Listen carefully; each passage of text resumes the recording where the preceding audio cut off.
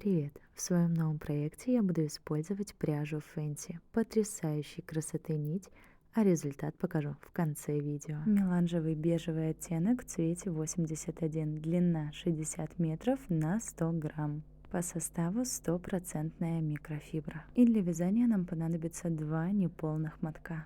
А вот спицы я буду использовать 5 миллиметров на леске, общая длина составляет 40 сантиметров. Также нам понадобится ткань для подклада, цепочка на плечо, но это уже по желанию. И, конечно же, фермуар. Все ссылки я оставлю в описании, а также в моем телеграм-канале. Для начала я измерю ширину своего фермуара по короткой части. У меня составляет 13 сантиметров. Высчитываю необходимое количество петель и набираю классическим способом, в моем случае 16 петель. Подробно объяснять, как это делается, я не буду, потому что я уже миллион раз показывала это в своих видео. Да и все, кто когда-либо держал спицы в руках, начинали с этого способа, поэтому акцентировать внимание я на этом не буду. Как только наберем все 16 петель, разворачиваем наше вязание на лицевую сторону и провязываем первый ряд лицевыми петлями. Кромочную, как всегда, переснимаем, не провязывая, а все остальные петельки провязываем лицевыми. Возможно, вас испугает вид этой пушистой пряжи, но не переживайте, и на нее есть управа. Одной из причин, почему я выбрала вязать эту сумку спицами, потому что это максимально слепая пряжа. А вы довязывайте этот ряд до конца, не забывайте, что крайняя кромочная всегда провязывается изнаночной. Новый ряд, разворачиваем вязание и сейчас провязываем все те же петельки, только уже изнаночными. Таким образом мы будем чередовать ряд лицевых петель, ряд изнаночных. И таким образом нам нужно будет провязать донышко нашей сумки по размерам нашего фермуара. Если измерить мой фермуар, то он составляет 19 сантиметров. Ну а в это время я уже закончила основу. И ширина моего дна составляет 13 сантиметров, а длина 19. По желанию можно приложить фермуар, чтобы быть уверенным в своих расчетах. Если капельку будет выступать, то это совсем не страшно. Далее нам нужно будет набрать петли по кругу для формирования стенок. По коротким сторонам моего дна у меня будет по 16 петель. А вот по длинным сторонам я наберу по 23 петли. Итого на спицах у меня должно получиться 78 петель. Ну а для начала этот лицевой ряд я провяжу до конца и начнем поднимать петли. У меня уже все готово, и теперь нам нужно будет поднять петли по длинной стороне. Вооружаемся крючком и вслепую очень плотненько начинаем поднимать 23 петли. Пытаться рассмотреть кромочные петли нет смысла, поэтому рядышком друг с дружкой вытаскиваем петли и не забываем считать. Напоминаю, так по длинной стороне набираем 23 петли. Как только с ней будет покончено, приступаем к короткой части. Там нам нужно будет поднять 16 петель, ровно сколько было изначально на спицах.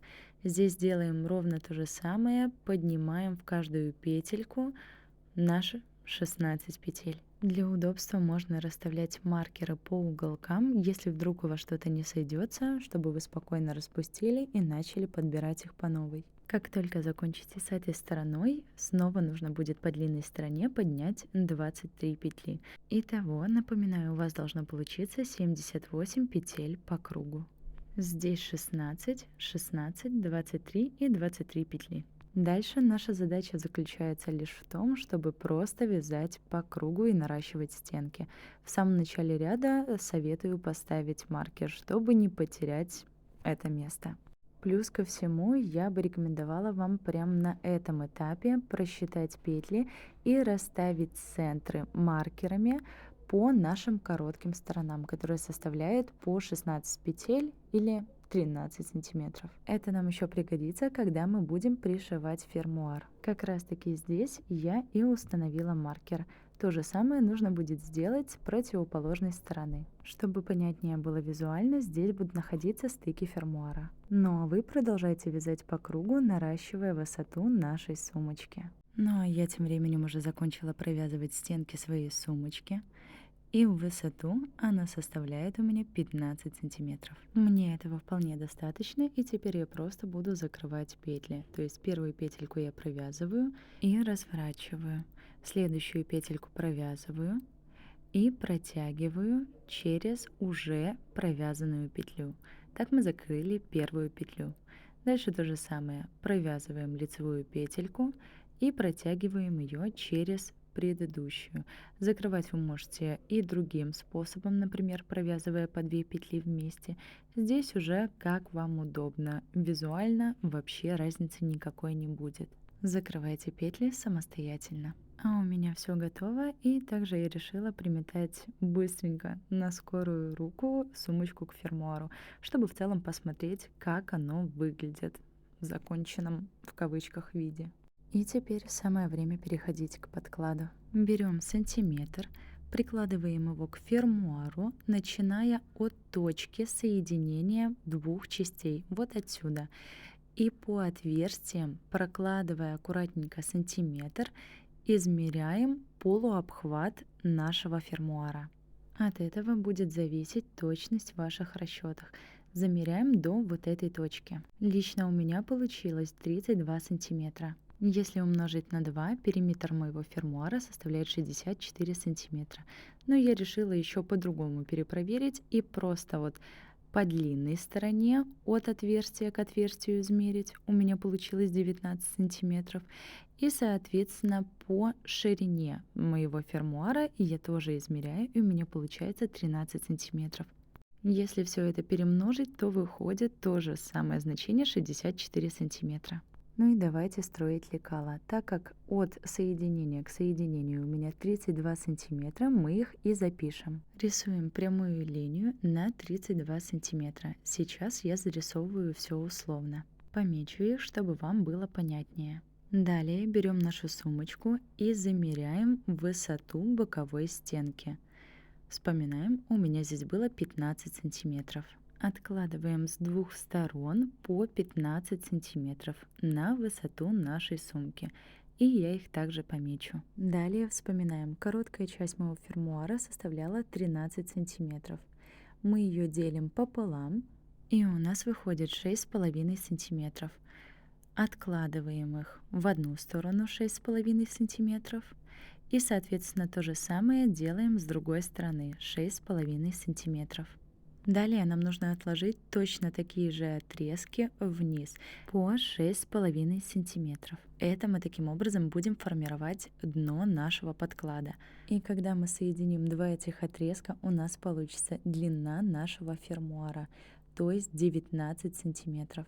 Чтобы было нагляднее, вот это вот длина фермуара. Сейчас я вам отрисовала половину лекала нашего подклада. А так должна выглядеть наша заготовка, вырезанная из ткани. Ее я также оставила в своем телеграм-канале. Там вам будет удобнее ее изучить. И не менее важное, не забываем про припуски для швов. Я отложила по 7 мм, можно взять чуточку больше. Для удобства в работе я вырезала только половину своего лекала. Начертила в полную величину, чтобы можно было легко перенести на ткань. Контуром отмечены припуски для швов. Я везде их отложила, кроме нижнего шва. По дну нам он не нужен.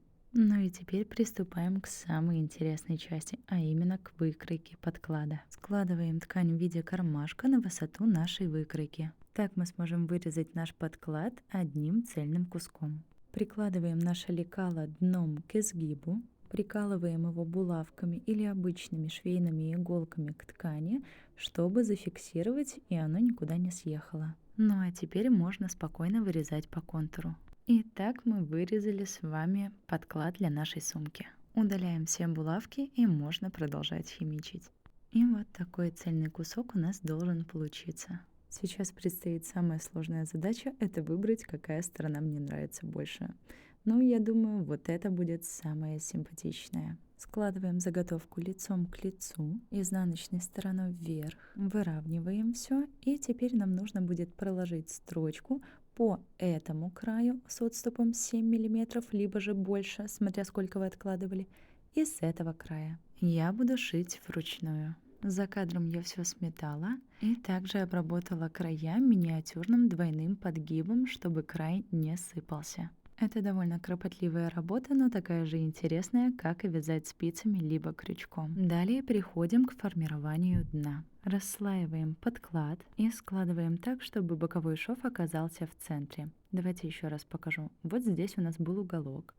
Мы беремся за два уголка по бокам и таким образом расплющиваем. Здесь нам нужно будет проложить строчку в 7 миллиметров. И то же самое мы проворачиваем и с другой стороны. Здесь также нужно будет проложить строчку в 7 миллиметров.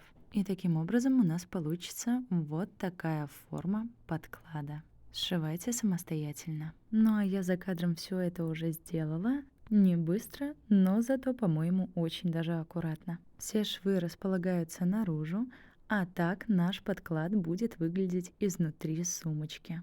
Также не забываем, по верхнему краю нашего подклада нам нужно будет сделать два малюсеньких отворота и проложить строчку со швами наружу, для того, чтобы край не сыпался. А швы наружу, потому что они спрячутся между сумкой и подкладом.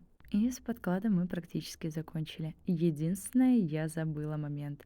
Нам нужно пришить кармашек. Конечно, его лучше было бы пришить в самом начале до сшивания всех боковых швов, но так тоже можно справиться. Берем ткань, прикладываем к нему лекало кармашка. Для себя я определила такие параметры. Не забываем про припуски в 7 мм, либо же даже больше, так будет удобнее. Прикалываем по периметру и вырезаем. И такой небольшой кармашек у нас получился. Туда мы сможем прятать всякие мелочи. Теперь находим его лицевую сторону, ту же, что и в основном подкладе. И по краям, делая маленькие двойные отвороты, проложить строчку по всему периметру. Так мы избежим осыпания краев. И вот такая маленькая заготовка у меня получилась. Пора пришивать ее к подкладу. Находим центр, можно просто ее сложить швами друг к дружке, и таким образом мы находим центр. Я здесь пометила булавкой. Прикладываем кармашек, и теперь нам нужно будет просто по периметру пришить его. Единственное, оставляя зазор сверху, чтобы мы могли вообще туда хоть что-то положить. Также для удобства прикалываем все булавками, чтобы кармашек никуда не съехал. Ну и остается дело за малым, прокладываем строчки по 3 сторонам. И напоминаю, карман мы пришиваем с той стороны, где у нас не видно швов, потому что кармашек будет находиться внутри сумки, а не между подкладом и самой сумкой. Не перепутайте стороны. Все, приступайте. А мой подклад полностью готов, и я безумно горжусь проделанной работой, потому что это буквально первая вещь, которую я смогла сшить сама. Если бы не вы, то этого никогда бы и не произошло. Далее нам нужно будет вложить этот подклад в нашу сумочку и пришить его. Следите за боковыми швами нашего подклада и маркерами на сумке. Они должны состыковаться. Осталось дело за малым, а именно притачать подклад к сумке. Я буду это делать с отступом от края, для того, чтобы потом саму сумку пришить к фермуару. И вот такой промежуточный результат у меня получился. Кармашек есть, подклад в сумке, мне кажется, выглядит просто роскошно. И завершающий этап — это пришивание фермуара. Располагаем его так, чтобы потом мы его могли все-таки закрыть. Не перепутайте стороны. И сейчас нам нужно его отцентровать по маркерам. Ну а сейчас вооружаемся швейной иглой и ниткой в цвет. Желательно в цвет фермуара. Я не учла этот момент, и эта нить все-таки будет заметна на фермуаре, что мне не очень нравится. Но я обязательно что-нибудь придумаю. А мы прокалываем нашу сумочку в стыке между подкладом и основанием. И, соответственно, также протягиваем иглу в отверстие на фермуаре. А затем прошиваем нашу сумочку ровно в том же месте, откуда изначально выходила игла. Так мы сделали первый стежок. Дальше повторяем все те же действия. Прокалываем ткань, затем вводим иглу в фермуар и подтягиваем. То есть таким образом, когда мы так прошиваем, мы как будто бы запихиваем край сумки вот в эти пазы, чтобы край выглядел аккуратным и как бы наполненным. И сейчас снова прошиваем сумку в том же месте для того, чтобы закрепить наш стежок. Так пришиваем вначале одну половинку фермуара, а затем и вторую. А чтобы сумку не перекосило, рекомендую закрепить ее на фермуаре прищепками, либо короткими стежками по периметру. Лично я шью по-живому на свой страх и риск переделывать это. Но так как этот вариант меня не очень устроил, я все-таки переделала. Теперь смело могу заявить, что шов практически незаметен. Только если под определенным углом. А мне в этом помогла золотая люрексовая пряжа. Не очень прочная, но пойдет. А вам огромное спасибо за просмотр, за то, что досмотрели это видео до конца. А мне это ой как важно, ведь просмотры упали просто некуда. Буду очень рада вашей активности, лайкам, если вам понравилось это видео, и комментариям, возможно, даже с какими-нибудь предложениями. Обязательно заглядывайте на мои предыдущие ролики, у меня уже очень много интересного и полезного контента. А сколько еще ждет впереди? А с вами, как всегда, была Юля с огромной любовью и уважением к вам. Вы были на канале Жоэндо. Увидимся в следующих роликах. А пока, пока!